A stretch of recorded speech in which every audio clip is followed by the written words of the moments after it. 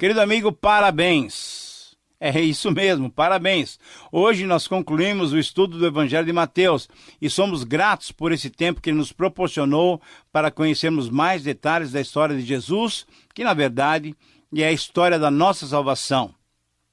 Mas ao mesmo tempo em que agradecemos a Deus, em que nos parabenizamos com você por mais essa etapa vencida, convido para o início de mais uma jornada que com certeza também será edificante.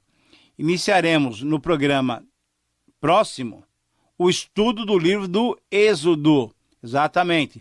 Serão 36 encontros e, como eu tenho sugerido a muitos de vocês, façam todo esforço para formarem um grupo de amigos, irmãos ou então familiares, para juntos estudarem durante esse tempo o livro do Êxodo. Um livro tão rico da palavra de Deus. Quando nós estudamos juntos com os outros, na verdade o que acontece é o seguinte, um estimula o outro e assim aquela tarefa se torna mais gratificante. Então prepare-se, no próximo programa já iniciaremos como introdução e estudando também o primeiro capítulo do Êxodo. Mas hoje temos uma oportunidade maravilhosa de meditarmos ainda mais sobre a tão grande salvação da qual somos alvo. Algo importante que ocorreu durante o tempo que Jesus foi crucificado foram as palavras que ele proferiu.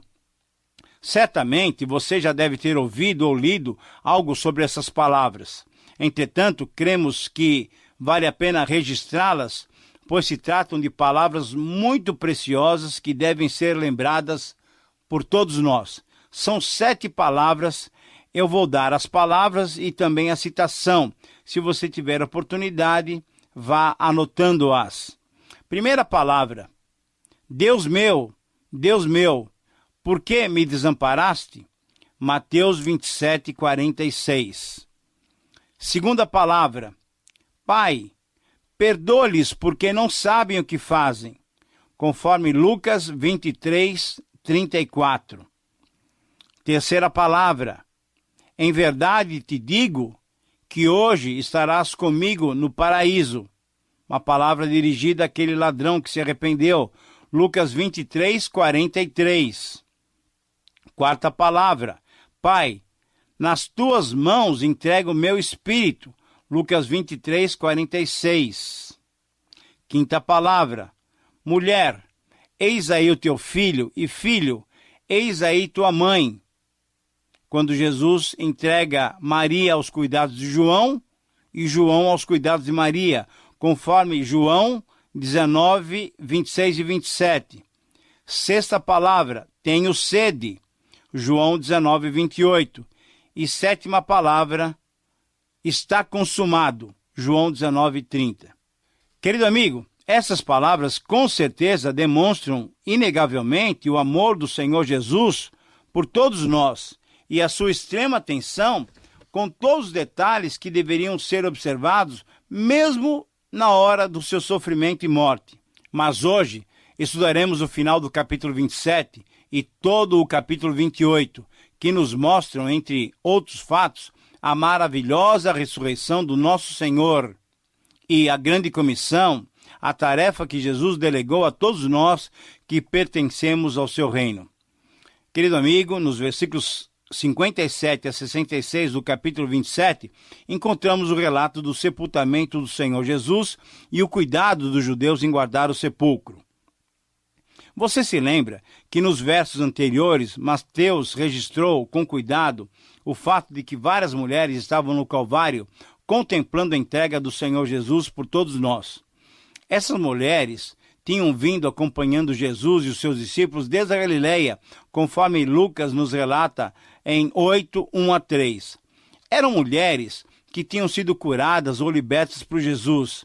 Eram mulheres que criam que Jesus era o Messias, e certamente entre elas estava Maria, a mãe de Jesus, e também a sua irmã Salomé, mãe de Tiago e de João.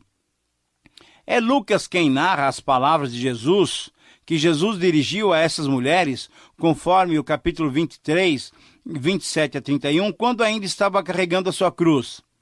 Essas mulheres, expressando amor pelo Salvador, elas providenciaram os aromas e os bálsamos para o corpo de Jesus. Jesus foi sepultado com ternura e amor em um túmulo novo, oferecido por um homem rico, conforme Isaías 53:9. Esse homem era José de Arimateia, um discípulo secreto de Jesus. Num horto, perto do local, estava lá o túmulo novo, perto do local da crucificação. José, então, junto com Nicodemos, um outro discípulo, mas um importante cidadão de Jerusalém, membro do Sinédrio, e certamente contando com o auxílio das mulheres, eles providenciaram tudo, inclusive pediram a Pilatos a autorização para tirarem o corpo de Jesus da cruz para sepultá-lo. Pois o dia seguinte, o sábado, era um dia em que os judeus não praticavam nenhuma atividade e era um dia de celebração.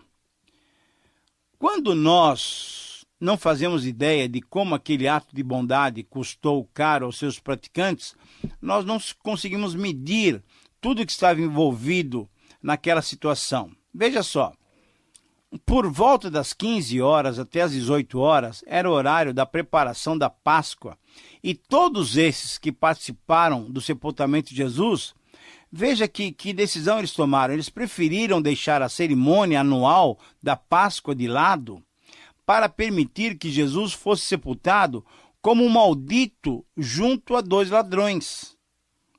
Na verdade, eles não tomariam mais a Páscoa, porque na próxima ocasião já estariam celebrando a ceia do Senhor.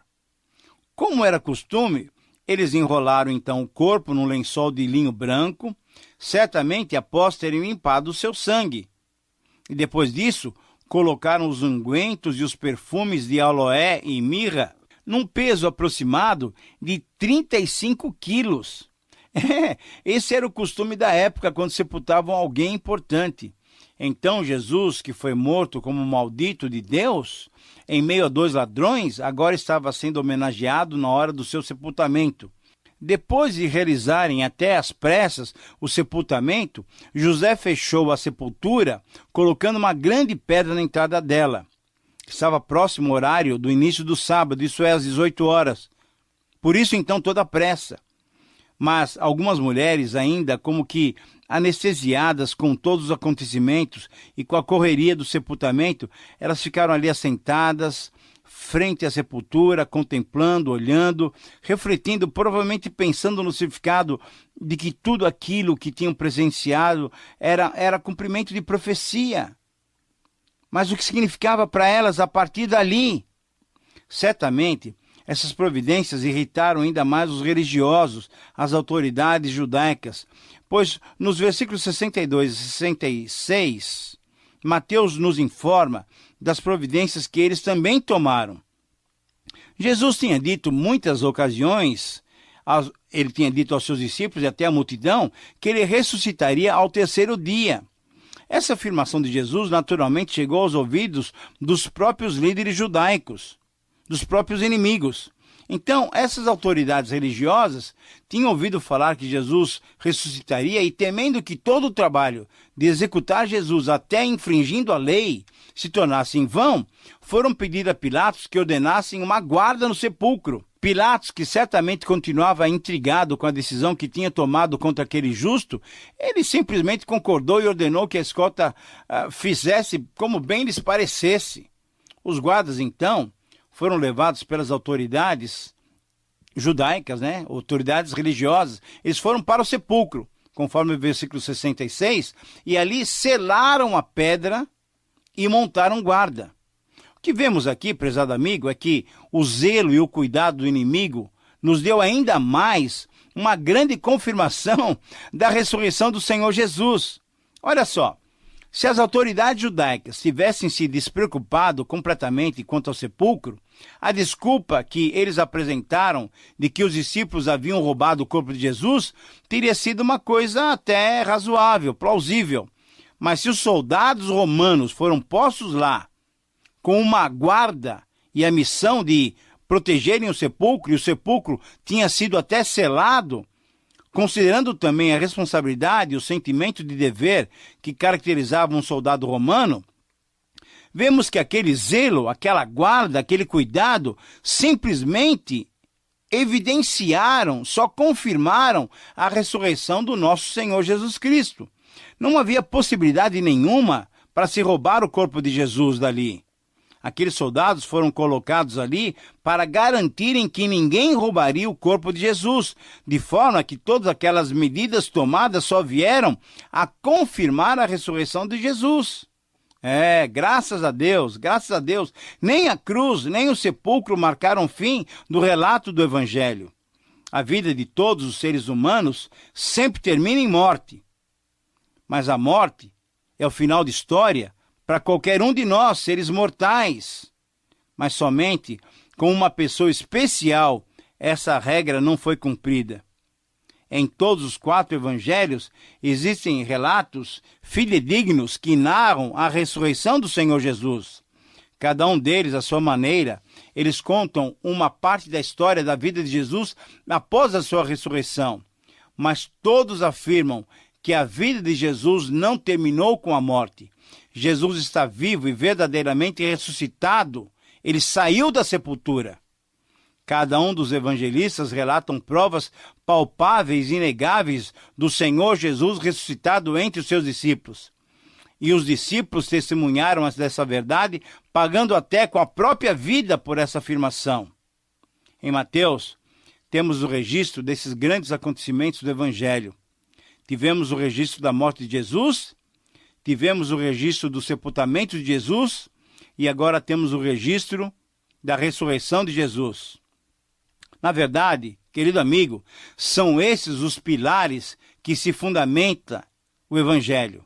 O Evangelho verdadeiro se baseia nesses fatos: na morte de Cristo, no sepultamento de Cristo e na ressurreição de Cristo. Veja só o que diz o apóstolo Paulo em 1 Coríntios capítulo 15, versículo 3.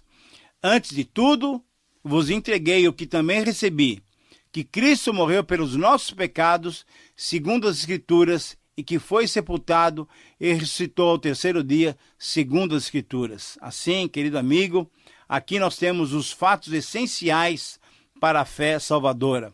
Por isso mesmo, os discípulos, logo depois da glorificação de Jesus, desafiaram as autoridades judaicas que presenciaram tudo e não tiveram como negar. Na pregação de Pedro, por exemplo, ele disse claramente: esse Jesus que vocês crucificaram foi ressuscitado dentre os mortos, conforme Atos 4:10. Ele que estava morto, agora vive, continua vivendo eternamente, como aquele que venceu a morte. Por isso, querido amigo, é que a mensagem do Evangelho do Senhor Jesus Cristo é uma mensagem do Senhor vivo. Essa mensagem ainda hoje chama as pessoas para que não se lembrem de um homem morto, mas que se lembrem e se curvem em adoração diante de um Deus-homem, de um homem-Deus vivo e eterno, que governa a história mundial, que governa a vida da igreja, que governa a história pessoal de todos quantos o recebem como seu único e suficiente Salvador. Prezado amigo, certamente o fato inigualável do Evangelho, qual é? É a ressurreição do Senhor Jesus. Todos os grandes líderes religiosos morreram, porém nenhum deles morreu para a salvação dos seus seguidores, mas Jesus morreu pelos nossos pecados. Nenhum dos grandes líderes religiosos disse que ressuscitaria dentre os mortos, dentro de 3 dias. Não. O cristianismo é a única religião no mundo cujo fundador morreu pelos pecados dos seus seguidores e ressuscitou dentre os mortos. Todos os fundadores das outras religiões estão mortos, porém Jesus está vivo. Ele ressuscitou dentre os mortos, mas Jesus não é simplesmente um homem como os outros fundadores de religião. Não, Jesus é o próprio Deus. E Jesus está à direita de Deus nesse momento, num lugar de honra, olhando para você e para mim. No final da noite de sábado, logo cedo, no domingo pela manhã, no início do 3º dia, as mulheres foram ver o sepulcro. Quando chegaram, não precisaram rolar a pedra da boca do sepulcro, porque um anjo já havia removido a pedra. Tinha acontecido um grande terremoto, porque o anjo havia removido a pedra e assentou-se sobre ela. Com a aparição do anjo, os guardas ficaram apavorados, como que se estivessem mortos. Mas o anjo, dirigindo-se às mulheres, disse a elas: 3 verdades. que não temessem, pois Jesus já havia ressuscitado, como havia dito. Segunda verdade, e além dessa boa notícia, o anjo convidou-as: vinde, vede onde ele jazia. E terceiro, mas além da boa notícia e da comprovação de que Jesus não estava mais entre os mortos, querido amigo, o anjo também lhes deu uma tarefa super importante, conforme o versículo 7. E depois, depressa, e dizei aos seus discípulos que ele ressuscitou dos mortos e vai adiante de vós para Galiléia. Ali o vereis, é como vos digo. Querido amigo, você já percebeu o privilégio do primeiro testemunho da ressurreição foi dado àquelas mulheres? Elas deveriam anunciar aos discípulos o grande fato da ressurreição de Jesus. Repletas de alegria e com sentimento de temor, elas saíram rapidamente do sepulcro e correram para anunciar as boas novas aos discípulos. Elas estavam tomadas de medo, porque se achavam diante de fatos verdadeiramente sobrenaturais. E um privilégio maior ainda. Jesus, vivo, ressuscitado, fez o primeiro contato com seus seguidores, isto é, com essas mulheres, tão fiéis e tão abnegadas. Elas que foram para ungir o corpo inerte de Jesus, o encontraram completamente vivo. Que maravilhoso foi esse encontro! E como que para atestar esse milagre maravilhoso, além de Jesus aparecer a elas, Jesus lhes confirma o local do encontro com seus discípulos, na Galiléia, a região mais pobre da Palestina, onde ele tinha feito a maioria do seu ministério e dos seus milagres. Querido amigo, a Galiléia era um lugar pobre, e assim Jesus estava mais uma vez se dirigindo àquele local, pois o Evangelho também veio para os pobres, para todo e qualquer tipo de pessoas. Na sequência do texto, nos versículos 11 a 5, temos os falsos relatos dos judeus. Nós encontramos aqui uma trama dos judeus. O derradeiro ato que coroou a rejeição e a traição de Jesus pelos líderes da nação judaica revelou a sua terrível impiedade. Eles tinham provas substanciais da ressurreição de Jesus, conforme o versículo 11, por exemplo, mas eles a rejeitaram. E no versículo 12, subornando os soldados para que mentissem sobre todo o ocorrido, eles quiseram se safar, quiseram manter a sua mentira. Mas na soberania divina, Deus usou a trama como mais uma prova da ressurreição. Veja só, se os soldados de fato adormeceram, conforme o versículo 13, eram passíveis de pena de morte. E adormecidos, o seu testemunho a respeito de um possível roubo não teria valor nenhum. Quanta falta de escrúpulo nesses líderes e nesses soldados romanos. Isso mostra quão frouxa e quão exterior era aquela religião daqueles homens que condenaram Jesus à morte. Mas como é fácil de se ver, era impossível se negar e encobrir um evento tão maravilhoso como aquele. Como poderiam eles negar que Jesus estava vivo, encontrando-se com seus discípulos por toda parte? Como eles poderiam negar um fato que se tornou conhecido de todos através da própria presença de Jesus no meio do povo? Como os soldados poderiam provar que o corpo de Jesus tinha sido roubado se eles mesmos disseram que estavam dormindo? É isso, querido amigo. Não há possibilidade de recusarmos o fato de que Cristo ressuscitou. Nos versos 14 e 17, vemos que alguns creram no fato da ressurreição, enquanto outros duvidaram. Os próprios discípulos, apesar de se encontrarem com Jesus, mesmo assim alguns duvidaram. É assim mesmo em nossos dias. Enquanto alguns creem, outros duvidam. Felizmente, há muitos que creem. Agora, você já creu nessa verdade? Eu creio. E tenho reconhecido que o meu Senhor está vivo e ativo, atuando em meu favor, por sua graça imensurável. Creia assim também, querido amigo. Agora vamos para os versículos 18 a 20. Jesus, aproximando, falou-lhes dizendo: Toda autoridade me foi dada, no céu e na terra. Ide, portanto, fazei discípulos de todas as nações, batizando-os em nome do Pai, do Filho e do Espírito Santo, ensinando-os a guardar todas as coisas que vos tenho ordenado, e eis que estou convosco todos os dias, até a consumação do século. Aqui temos, prezado amigo, a grande comissão do Senhor Jesus.